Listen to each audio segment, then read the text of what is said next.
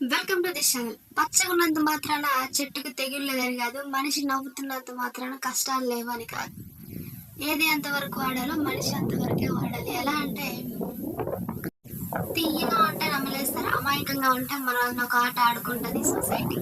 అలా అని మనం తీయగా ఉండకూడదు, అలా చేదుగా ఉండకూడదు. చేదుగా కఠినంగా మూర్ఖత్వంగా పొగరుగా మాట్లాడితే చేదుగా ఊచేస్తారు.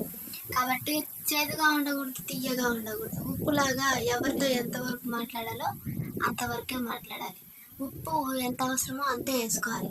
ఏ మనిషితో ఎంతవరకు మాట్లాడాలో అంతవరకు మాట్లాడితే బాగుంటుంది. ఒక చెట్టులాగా, ఒక మనిషిలాగా.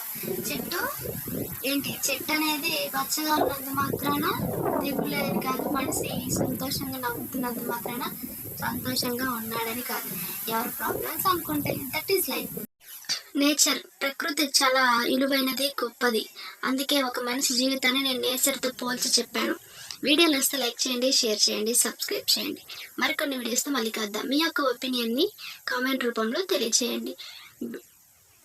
Thank you for watching this video. Thank you.